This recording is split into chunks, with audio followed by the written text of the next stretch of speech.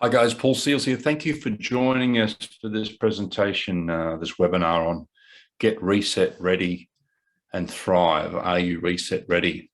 So I'm going to do a little bit of a share of this presentation that I've got here that we've developed over the last couple of years. I'm going to share a little bit of background here for you about it. So this disclaimer, so this is a private meeting or private broadcast. So information provided in this presentation is general in nature and does not constitute financial advice. Every effort's been made to ensure that the information provided is accurate, and individuals must not rely on this information to make financial or investment decisions. And everyone has a different position and everyone has different goals they want to fulfill on. So a little bit about my background. I have a background in project management. I spent 10 years, a decade in the Middle East doing work for the ruling family, and also got to work on a lot of the projects, including the World and the Palm Island projects there as well. So involved with project management. So yeah, background there, project management, James Packer Company, joint venture with, built it out to 65 staff. Spent some time in Australia also in the real estate and development industry, became a privacy advocate, and created a consultancy for PSA, for Paul Seils and Associates, back in 2014. Spent a bit of time doing different events here and there as well. Here you've got Sasha Stone. This is an event we ran with Paul Craig Roberts, Professor Noam Chomsky, Max Egan, Foster Gamble, Pippa King, and Gerard Salente from Trends Forecast Journal, talking about pretty much all the things that we're experiencing at this point in time in relation to privacy and surveillance, etc. Been very fortunate enough to be able to spend some time here with some of these people, including Graham Hancock, his talk with the War on Consciousness, Nassim Harriman, this is Max Egan and myself in Mexico earlier this year, Australian journalist and filmmaker John Pilger, and of course, John Shipton, Julian Assange's father, Dr. Bruce Lipton, Biology of Belief, Michael Tellinger from Ubuntu, Foster Gamble again from Thrive Documentaries, and David Icke. And then for my recent 6 months in the US, Lee Dundas, human rights attorney, Dr. David Martin, Mickey Willis and Judy Mikovits from Plandemic series, Dr. Rashid Buttar here, having dinner with Dr. Rashid Buttar, Alex Jones, journalist, Lara Logan. When I'm not doing coaching and consulting, one of my passions is really music. I was very fortunate. The last single that we released went to #1 in the US country charts, and quite proud of that because of the fact that we got to beat Dolly Parton there at number 17. So that's something we're up to when I'm not doing coaching and consulting in the space. We ran an event recently, or several years ago now, called Block Conscious, bringing together blockchain and consciousness speakers, including a lot of high-profile people, including Roger Ver, Garrett Laporto, and John McAfee, etc. And very much, bringing a couple hundred people together from all over the world for that particular event. We run a community called Conscious Investor Network that brings people together. That it's not only about finances, etc., but it's also about where people are spending their time, what they're spending their attention on, etc., and what they're out to fulfill on the world. So a lot of information I'll touch on a little bit further. So what's happening at the moment? We are in unprecedented times like we've never experienced before. And once people are able to move past the nervousness, the negative, the nervous energy of it all, being able to move forward powerfully. But this is Event 201, which happened as an exercise that was run in the US in or about November 2019 in New York, which was the model for the profiling of a pandemic exercise based on coronavirus. And it was attended by many people, including the representatives from the Bill and Melinda Gates Foundation, and also represented in Australia by Jane Holton. Now, Klaus Schwab has many quotes, including this one here: the pandemic represents a rare but narrow window of opportunity to reflect, reimagine, and reset our world. Klaus Schwab also says that in relation to what we're experiencing with the Great Reset, it'll happen very, very slowly, then it'll happen very, very quickly. If you get a chance, have a look at the book I'll post a link for the PDF of the book in this description of this video as well, if you're watching it. So check that out. It's all laid out in detail there for everyone that wants to read it. In relation to context for the Great Reset, I'll just get you to have a listen to this. Great Reset. This shouldn't have been too much of a surprise for Schwab, since his WEF had co-hosted the infamous Event 101 conference in October 2019, which modeled a fictional coronavirus pandemic. The outcome of the CAPS pandemic in Event 201 was catastrophic. 65 million people died in the first 18 months. Economists say the economic turmoil caused by such a pandemic will last for years, perhaps a decade. And he wasted little time in bringing out a new book, COVID-19, The Great Reset, co-authored with Thierry Malaret, who runs something called the Monthly Barometer. Schwab and Malaret admit that COVID-19 is one of the least deadly pandemics the world has experienced over the last 2,000 years, adding that the consequences of COVID-19 in terms of health and mortality will be mild compared to previous pandemics.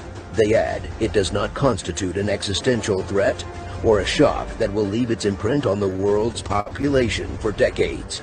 Yet, incredibly, this mild illness is simultaneously presented as the excuse for unprecedented social change under the banner of the Great Reset.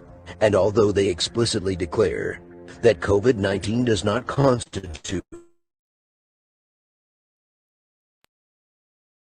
a major shock, the authors repeatedly deploy the same term to describe the broader impact of the crisis. Schwab and Malaret place COVID-19 in a long tradition of events which have facilitated sudden and significant changes to our societies. It is our defining moment. They crow, many things will change forever. A new world will emerge. Many of us are pondering when things will return to normal. The short response is never.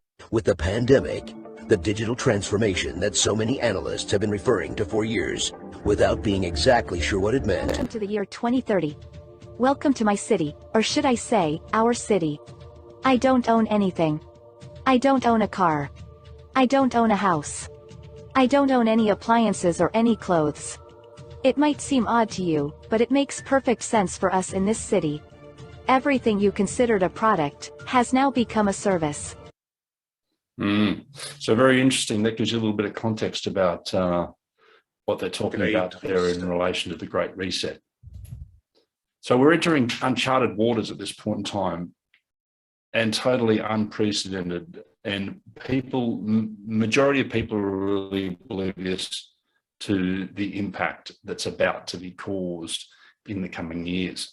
So Australia has already set a precedent level of $1 trillion worth of debt. They said in 24, 25.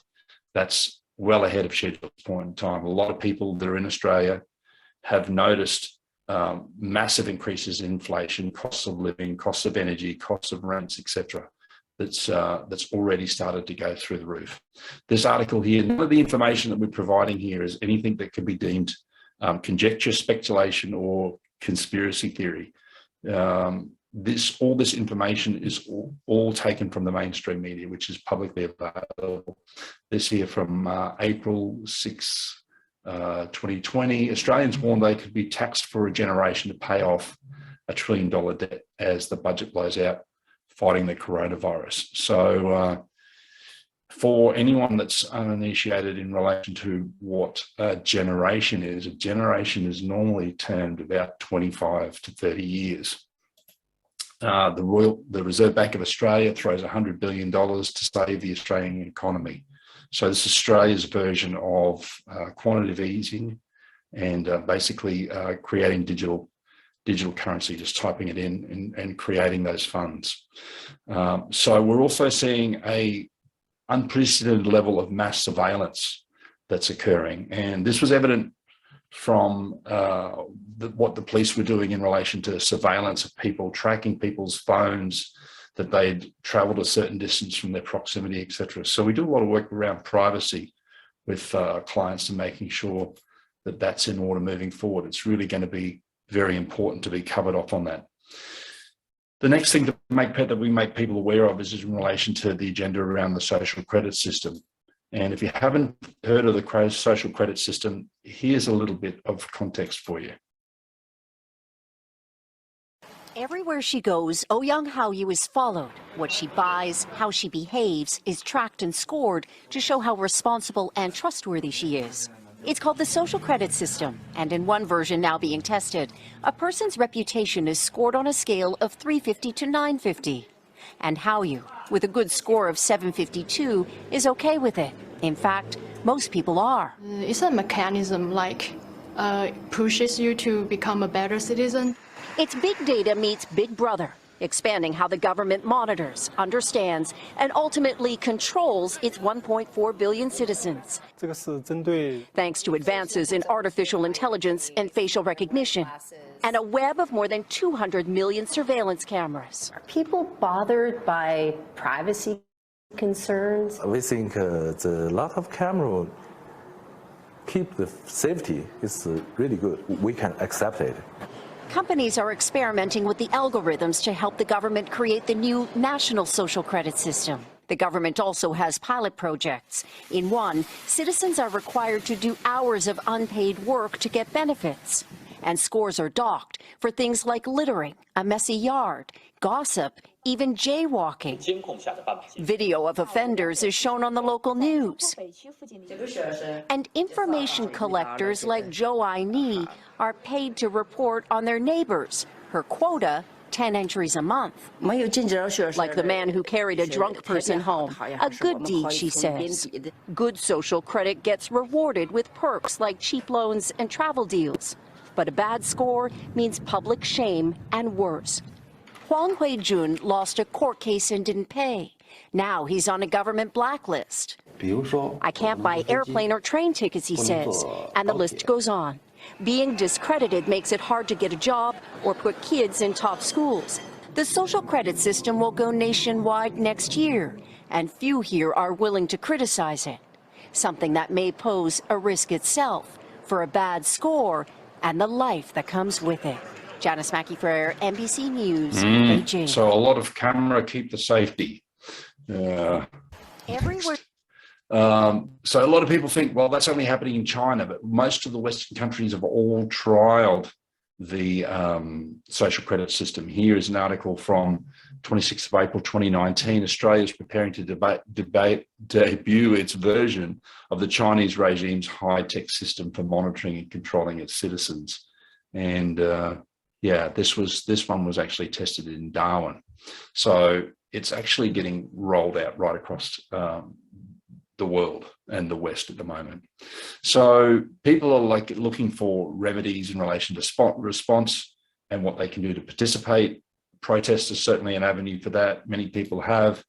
I've spent some time in that space myself. There's events that are coming up. A lot of them, the events, people come together, they feel good, they rah-rah, and there's not a lot of action that's taken that's inside the context. What's happening with their agenda, with Agenda 2030, etc. They don't really care about what people are doing in relation to protest, etc. And if you've been observing what's been happening around the world, particularly in Europe and countries like Germany and Poland and that sort of thing, they're actually using the police force and the army, the military, to crack down on the citizens to stop them from uprising.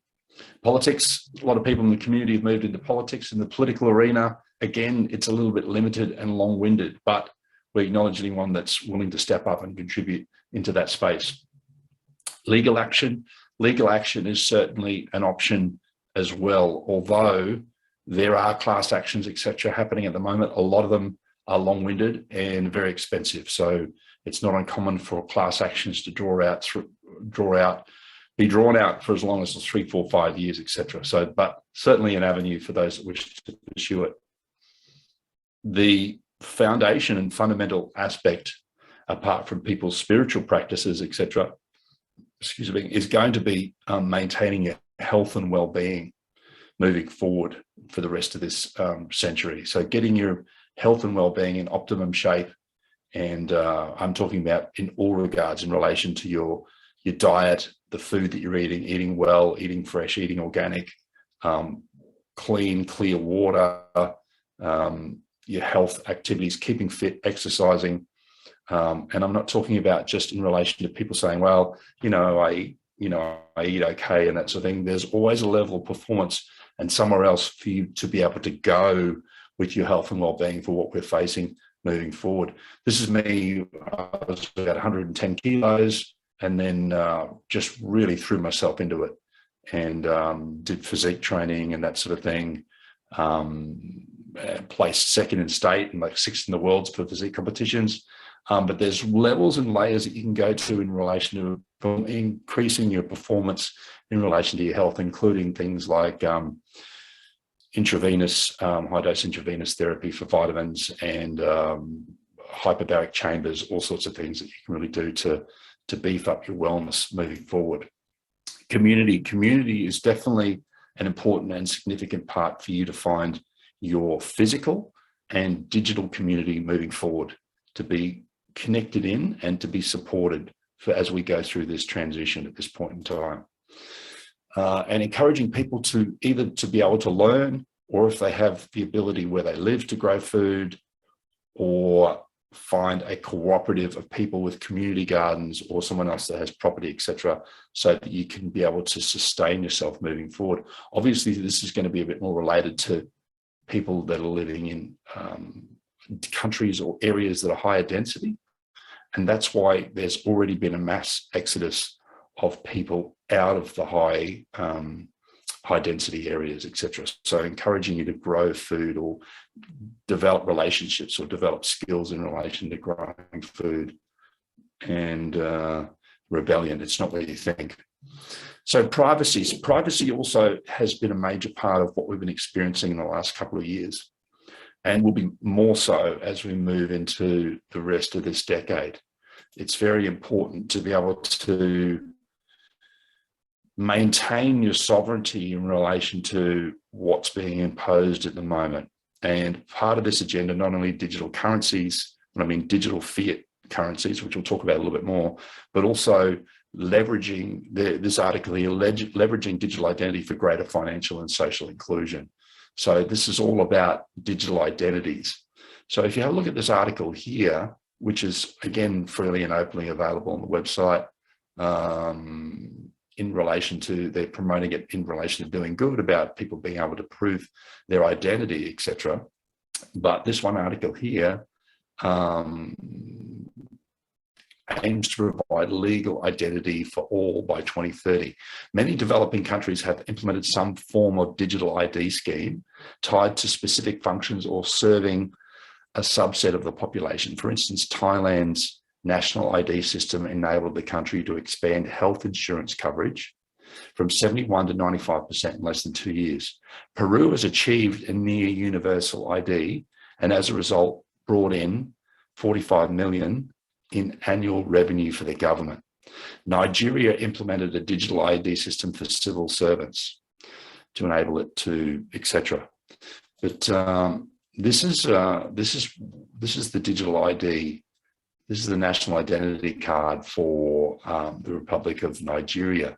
And you can see here, this contains a chip, has all the information that's contained on the chip, and then also integrated with payment systems, particular ones with MasterCard.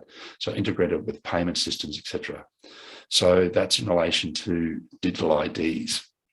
Banking. There's concerns for a lot of clients that we work with in Australia in relation to banking. So what a lot of people don't realize is this article goes back to December 3rd, 2010. So a lot of people are not aware during the GFC that both the National Australia Bank and Westpac tapped into the US Federal Reserve's emergency fund. So the US Federal Reserve is a private entity, and both of those banks had to borrow money from the US Federal Reserve, excuse me, to survive, to stay afloat. And this is potentially looking far, far greater than what we've experienced previously. Excuse me. And that was covered off in the G20 that was held in Brisbane in about November 2014. That's when it was passed and referred to as creating Cyprus-style bail-ins to confiscate bank deposits and pension funds. So what a bail-in with the GFC, when the GFC happened, that was bailouts where the governments bailed the bailed the banks out, then they've passed the bail-ins. So what bail-ins mean is like what happened in Cyprus, is that people woke up in the morning, they treat all the account holders as like shareholders of the bank. And in Cyprus, they woke up and I think they had about 47.5% skimmed out of their bank account. So that's really what the bank bail-ins are about. Some people say, well, you know, they're guaranteed for $250,000. That has actually been, modified, that has been amended. And it also says in there, and any other instruments, which also includes retail banking, etc. Coronavirus crisis heightens fears bank deposits could be wiped out under ambiguous laws. And a little bit more about that, imagine, yeah, etc. So that's all freely available. So we've been talking about this for a long time. And here is some videos, etc. we've done previously with other people like Robert Barwick, talking about bank bail-ins and also the cash ban, the government wanting to pass legislation to make payment or to receive payment of more than $10,000 of cash to become a criminal, to be a criminal offence for 2 years jail, etc. And more articles here. Australian banks are preparing for bail-ins of retail bank deposits.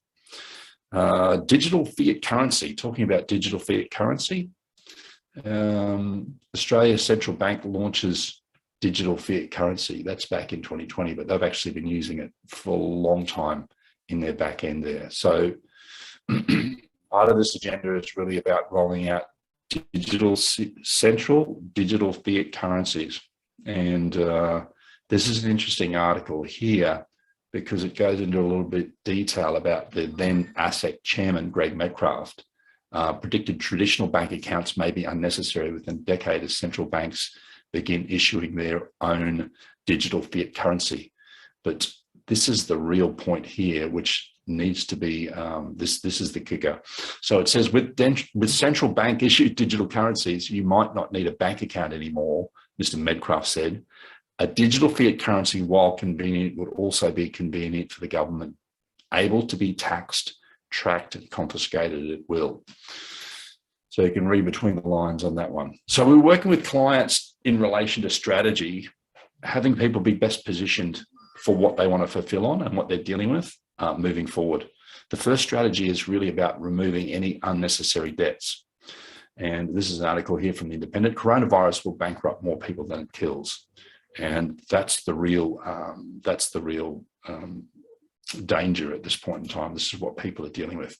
Some analysts are also drawing parallels between now and the patterning of the charts for the Great Depression in relation to the overlay. A lot of people don't realize that the Great Depression didn't happen quickly. It happened from 1921 to 1933 and then lasted the rest of the decade until 1939.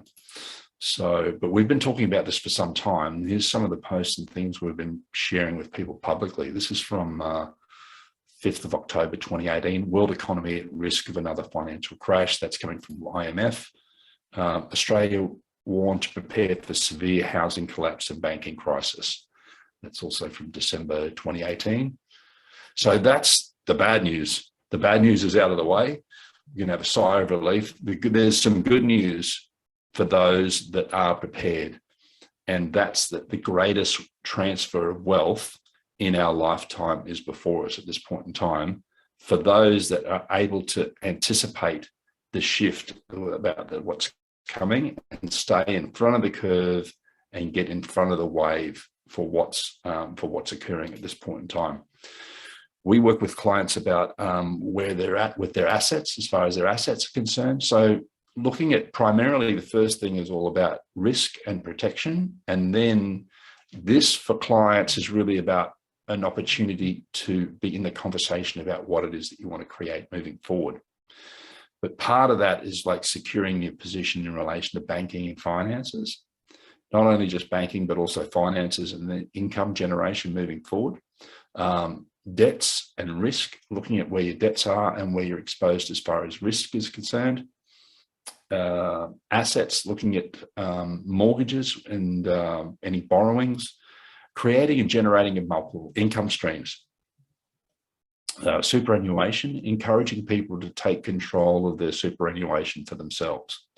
We also able to advise clients in relation to cryptocurrency, and then also in relation to precious metals. So just a little bit more about cryptocurrency. We've been talking to clients about this for a long time now, since Bitcoin was probably about $3,000 USD. Now it's around sitting about 20,000. But the reality of the situation, some clients are interested in cryptocurrency, some are not. Wherever you're at, that's okay. But the reality of the situation is cryptocurrency will do to banks what email did to the postal service. Yes, the postal service still exists, but it's going to completely transform how the way money transfers, etc., is going to be done. So, like I said, we've given away thousands of dollars worth of Bitcoin over the years. And for anyone that's watching this video, as a thank you for taking the time to watch it, I'm going to post 2 links in this for you as well to be able to register, get verified, and you'll get in total $40 worth of free Bitcoin for taking the time to watch this information. Precious metals. Precious metals is definitely a way to go in relation to being a hedge against inflation. However, it does raise issues in relation to storage and security, etc. So I've been talking about this for a number of years as well, and it's not so much the price of the precious metals that's increasing. It's also what we're experiencing is the devaluation of the currency. Superannuation. Encouraging clients to take control of their superannuation for themselves. If you've got money in an industry super fund, most clients have no idea where it's invested, and a lot of the time it may actually be invested in things that don't align with your own personal integrity, including big pharma, including weapons manufacturers, and that sort of thing. Organizations like BlackRock, Vanguard, State Street, Morgan Stanley, etc. So a lot of people are completely oblivious to it. So we work with clients so that you can get control of your superannuation, and then you can choose what you want to do with it yourself. If you want to do property, if you want to do precious metal, you want to do cryptocurrency, etc. It's up to you, but we work with you in relation to fulfilling what it is on your strategy moving forward. So you can see this is some information here in relation to you're able to log in at any time and have a look at your superannuation for yourself, depending on what it's invested. If you've got money in cash, you've got money in precious metals, you've got money in superannuation, and that's something you're able to log in and be able to track where that is at any point in time. Even if you have a small amount of super, if you go to traditional accountants or financial advisors, they'll tell you that if you shouldn't be interested, you don't worry about it unless you've got less than 250,000. We've had some clients that have started with small amount, relatively small amounts, $20,000, $50,000, and have 10x that in probably the last 2 to 3 years. So just to recap, this is how we assist here. We look with clients in relation to where your risk is, what you're doing as far as diversification with how secure your income is moving forward. Look at what your current debts are, eliminating any unnecessary debts, looking at your assets, how your assets are structured and what sort of entities they are in for protection. We look at privacy, and then we also look at strategy. So getting clear on where you are at the moment and where you want to be moving forward. So we do have a 30-day, what we call 30-day Get Reset Ready and Thrive program. And if I can tell you a little bit about that, how that works is all our clients sign off on a non-disclosure agreement. All your information is kept secure. We don't share it with any other parties. We do a complete strategy questionnaire. We're getting all the information about where you're at and really about to give us an idea about where you want to be. Then we do that over two-hour Zoom sessions over the month. We also provide unlimited messaging support for response. And then we assist you with the setup of the meeting and our team for your superannuation review and also your cryptocurrency brokerage. So we set up client brokerage accounts for clients. So you can order any amount of cryptocurrency from $2,000 to millions of dollars worth of crypto if that's what you want to buy. and all our clients get 30% discount on brokerage fees, and you're able to access that 24 hours a day, 7 days a week. And you also get 3 months access to our Conscious Investor Network, which is a private group away from big tech with regular updates on webinars on privacy, strategy, real estate, superannuation, common law, trusts and social enterprises, cryptocurrency, etc. And we do that for $1,497. And that's also able to be paid out of your superannuation fund as well, if you like, if that assists. So we have Conscious Investor Network. We touched on that earlier. That's our community. So we're always updating information in all these different areas around people that are involved with activism, common law, community, physical communities and digital community, cryptocurrency, documentaries, health and wellbeing, interviews, privacy, news and current affairs, precious metals, presentations, property and real estate, social enterprises, etc. So we're also offering anyone that listens to this call, we're offering a 30-minute complimentary consultation valued at $110 for those who make a booking for that. You just go to paulseils.com. All the information's there in relation to generating, the system generates a Zoom link for you to be able to book a call with a time that suits you. And so feel free to jump in and book yourself a call. And I'd love to have a chat to you and finding out where you're at and what you're out to fill on, what your concerns are and what you want to achieve moving forward.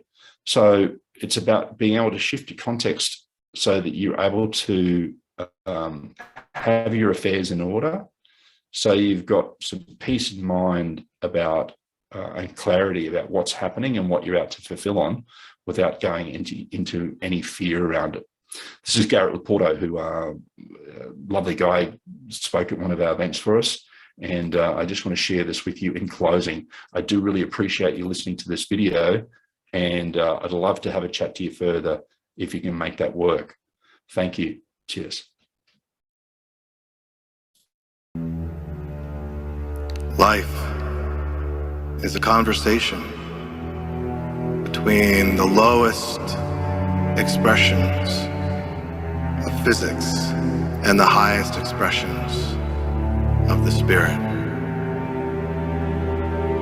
Plato said, there is this realm of ideals which shines forth into our reality, creating the world in its image.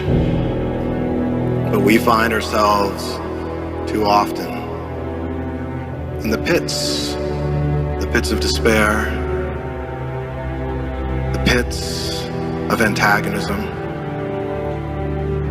where we are pitted against each other,